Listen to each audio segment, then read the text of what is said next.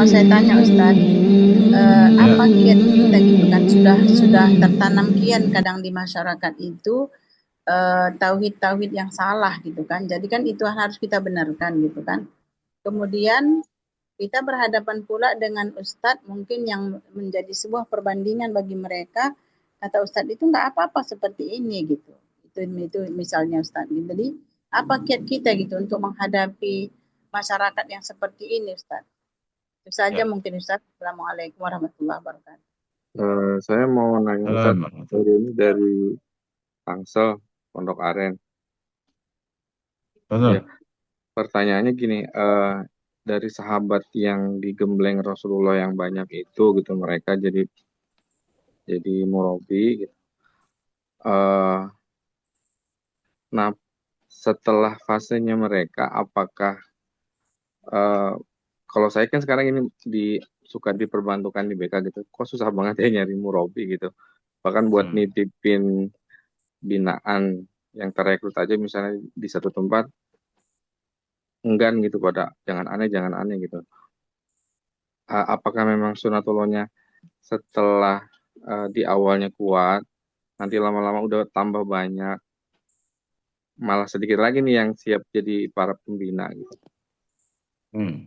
Itu saat saya mau nanya itu gitu. Di zaman itu seperti Ya, apa? ya. Jadi, Hmm. Assalamualaikum. Ya, Begini Ustadz, tentang materi yang di awal tadi ya, disinggung bahwa Siti Khadijah ini adalah pendukung Rasulullah dalam berdakwah gitu ya. Kemudian saya juga jadi berpikir beberapa permasalahan kader-kader kita yang suaminya itu justru tidak tarbiyah gitu. Bisa jadi karena memang sudah tarbiyahnya setelah menikah baru tarbiyah atau memang qadarullah dapat jodoh yang tidak tarbiyah. Nah, ini masih menjadi polemik ya. Karena kalau di beberapa halakoh misalnya ada taklimat dan sebagainya itu sering menjadi penghalang gitu ketika mereka tuh suaminya tidak mengizinkan atau harus benar-benar menjaga gitu karena posisi marhalahnya sudah siri gitu ya. Kemudian kira-kira tips apa yang bisa kami apa ya kami laksanakan sebagai ya, murobi gitu untuk binaan kami bisa bisa tetap aman dan sebagainya gitu ya. Eh, karena melihat backup dari jamaah sendiri untuk keluarga-keluarga yang hybrid seperti ini, hybrid dalam arti ideologinya berbeda, itu masih minim ya backupnya secara jama'i gitu. Jadi kami sebagai murabi sepertinya harus memutar akal sendiri nih gimana gitu ya. ya, ya. Begitu. Kemudian yang kedua, untuk masalah rekrutmen itu Ustadz, pembinaan ya. Eh, kalau secara kita kan membina itu kan bukan hanya secara jam'iyah ya, tapi fardiyah gitu ya. Tapi kita Ya. juga punya apa ya? Punya kendala tentang pembinaan gitu, Ustaz. Beberapa dari kita tuh bisa pandai merekrut tapi kalang kabut gitu karena terlalu banyak yang bisa yang direkrut dan mereka nggak mau dipindah. Jadi maunya hanya sama beliau gitu. Nah, ini juga jadi dilema. Ini mungkin kami butuh tips gitu. Jazakillah khairan ya. Dan jazakallah khairan. Yang pertama tentang kiat ini ya, meluruskan apa tadi masalah-masalah keyakinan tadi itu. Ya mungkin secara apa ya pendekatan bertahap di kalau kita mengacu kepada apa yang pernah disampaikan oleh Aisyah radhiallahu anha ya ketika beliau menyampaikan bagaimana Nabi di masa-masa awal itu fokus membangun semangat dalam berislam dengan materi-materi sentuhan-sentuhan spiritual tentang surga, neraka dan sebagainya. Ya, nah, ini penting ya sebelum kemudian kita nanti masuk ke apa masuk ke apa perbaikan-perbaikan terkait dengan keyakinan-keyakinan dan sebagainya. Nah, baru kata Aisyah setelah itu setelah kami sudah sangat apa ya mendapatkan gambaran tentang surga neraka itu sedemikian rupa sehingga nanti kemudian setelah diturunkan ayatnya tentang hukum itu kami menerimanya dengan sangat sangat mudah dan tidak ada protes, tidak ada ini. Nah, jadi eh, secara apa ya, dibangun landasannya dulu lah, kira-kira begitu. Landasan kecintaan pada Islam, teman, dasar-dasar prinsip-prinsip eh, tentang bahwa kita pada dasarnya ya harus mau menerima semua hukum Islam, mau menerima apapun yang disampaikan oleh ayat-ayat Al-Quran. Kesadaran tentang itu dibangun terlebih dahulu. Nanti setelah itu terbentuk, nah baru kemudian kita pelan-pelan masuk ke materi materi apa islahnya tadi itu perbaikan-perbaikan, pelurusan-pelurusan. Dan memang memerlukan bertahap, nggak apa-apa. Tapi insya Allah secara apa bertahap, tapi pasti satu hari ini kita sampaikan satu, besok lagi satu lagi, lama-lama insya Allah berubah.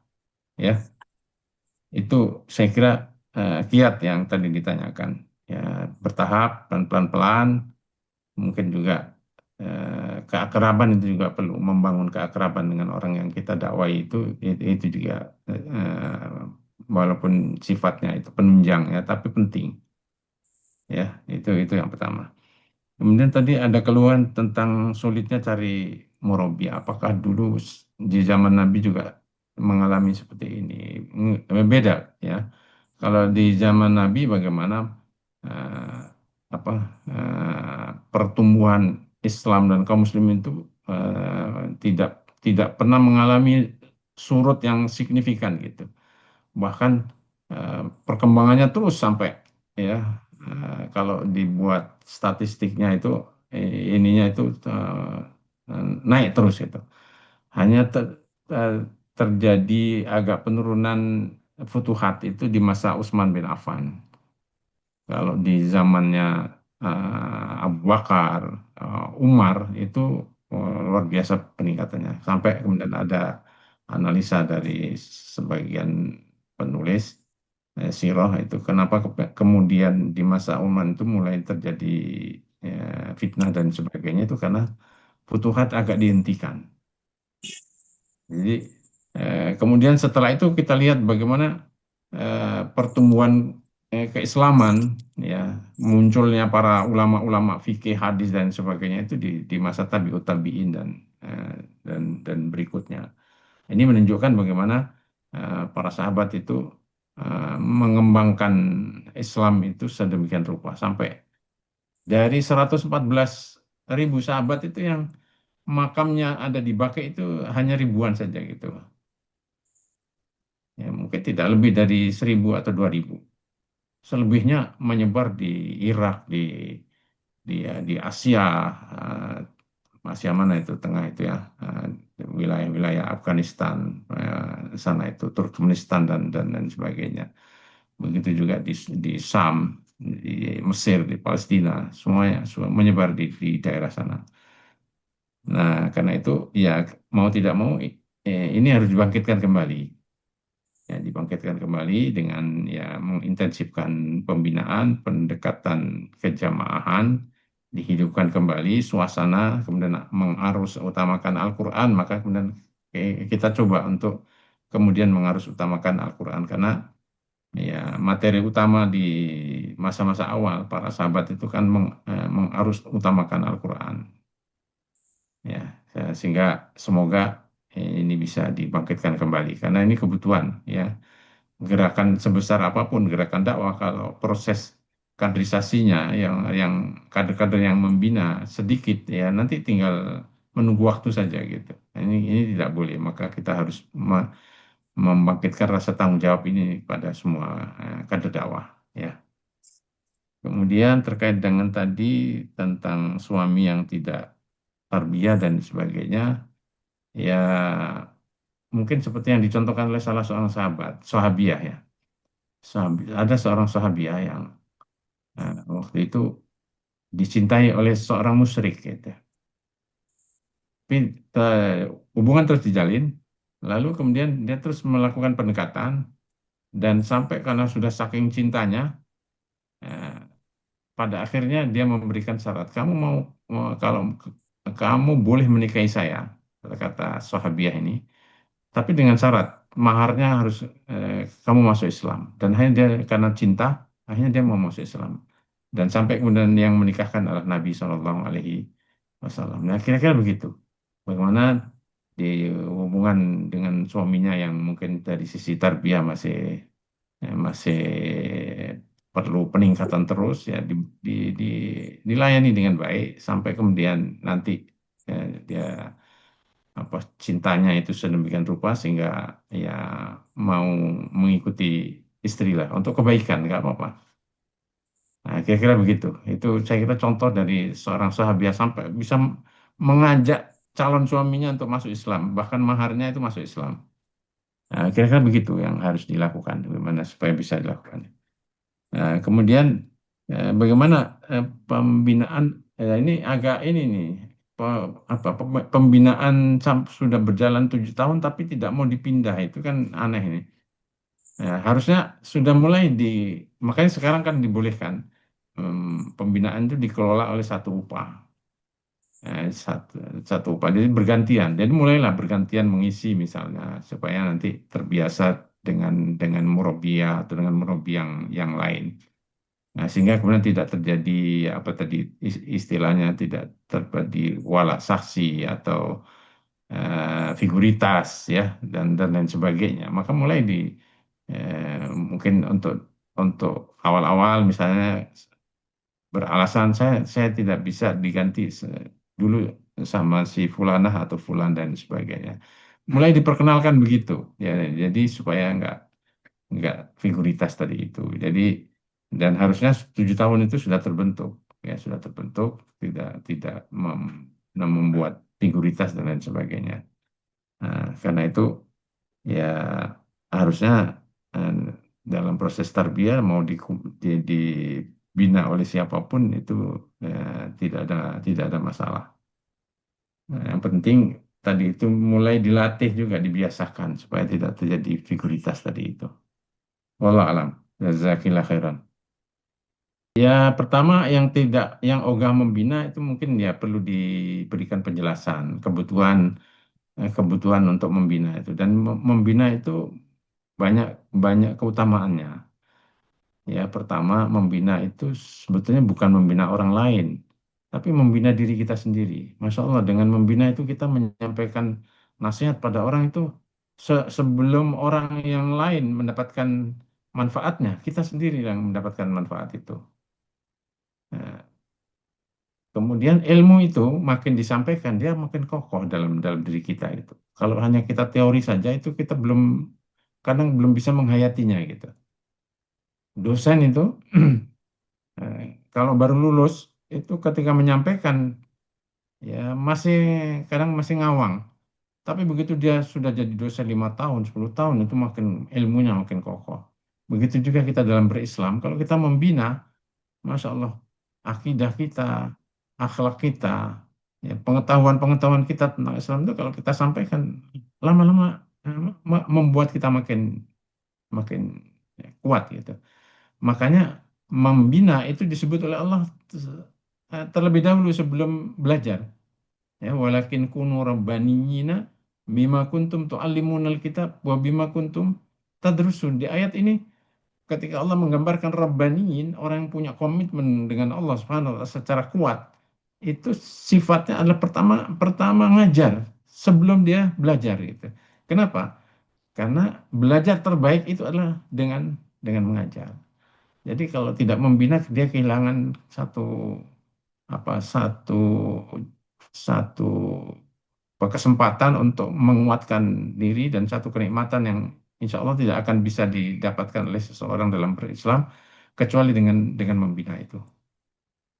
Nah, ya, belum lagi pahalanya kalau kita bisa mengubah orang dari jahiliyah kepada Islam, masya Allah itu amal jariah yang sangat luar biasa gitu.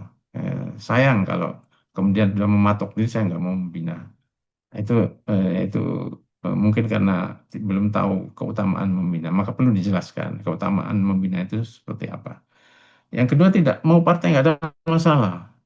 Ya kita belajar Islam aja dulu, nggak usah diajak ke partai sampai ya nanti ketika waktunya tiba ya nanti dengan ajaran-ajaran Islam yang kita sampaikan, ya nanti dia bisa milih sendirilah. Itu soal soal kedua. Yang penting ajak dulu berislam, dan tidak usah sebut-sebut partai awal juga nggak ada masalah. Ya, karena kita intinya kita mengajak orang kepada Islam.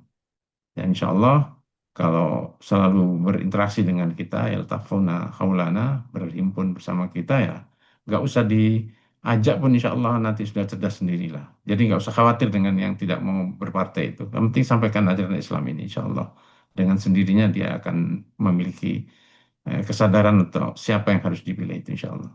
Bismillah, Ya, Alhamdulillah.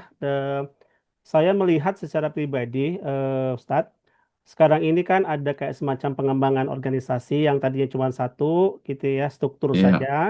ya, Kemudian berapa tahun ini kan berkembang jadi ya. profesional dan Hmm, kultural, gitu betul, ya. betul. Nah, nah, Hmm, kemudian saya melihat ada mulai timbul kesadaran, gitu ya, terkait dengan pentingnya tarbiyah lagi, kembali seperti awal-awal dulu, gitu ya. Nah, ya, ya, saya melihat ada banyak hal yang harus kita eh, improve lah, begitu ya. Pertama, mungkin ini sifatnya usulan kepada struktur, gitu ya, kepada para syekh, gitu ya.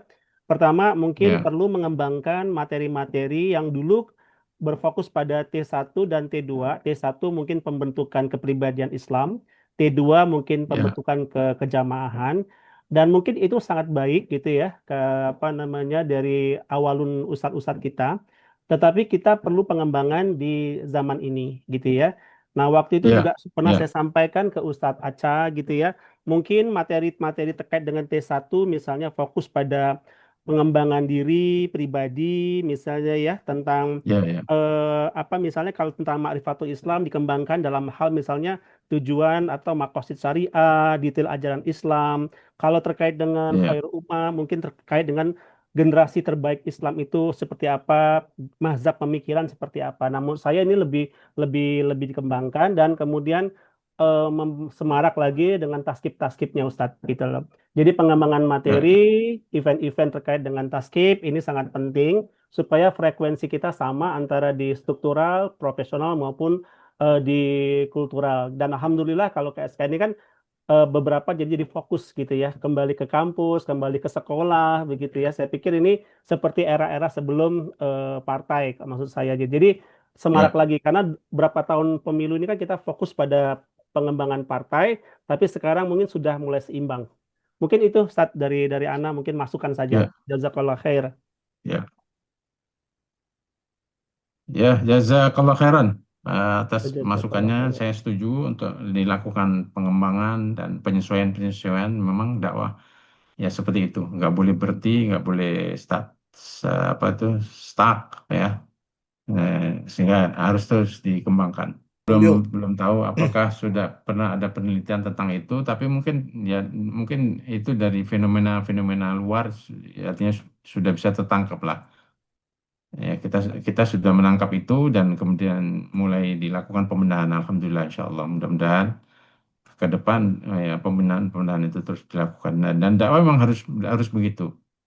Ya, ketika lihat fenomena kelemahan dan lain sebagainya, ya harus harus mau mengakui, gentle, diakui ada kelemahan supaya kita memberikan terapinya. Jangan sampai kemudian denial dan kemudian tidak tidak melakukan perbaikan. Ya, dan dakwah itu kan begitu. Ya, ada masukan-masukan, ada fenomena-fenomena yang muncul, bahkan di dalam Al-Quran pun begitu. Ya, kalau kita lihat di perang Uhud kan juga begitu, di perang Hunain juga begitu, ada kelemahan-kelemahan yang muncul, lalu kemudian dikoreksi dengan ayat-ayat itu. Saya kira itu pelajaran yang sangat penting buat kita semua. Dakwah ini harus begitu. Ada fenomena kelemahan, kemudian bagaimana kita mengatasinya, termasuk ada kelemahan ekonomi dan lain sebagainya, ya harus dicari solusinya bagaimana itu bisa dilakukan. Saya kira itu. Jazakumullah khairan.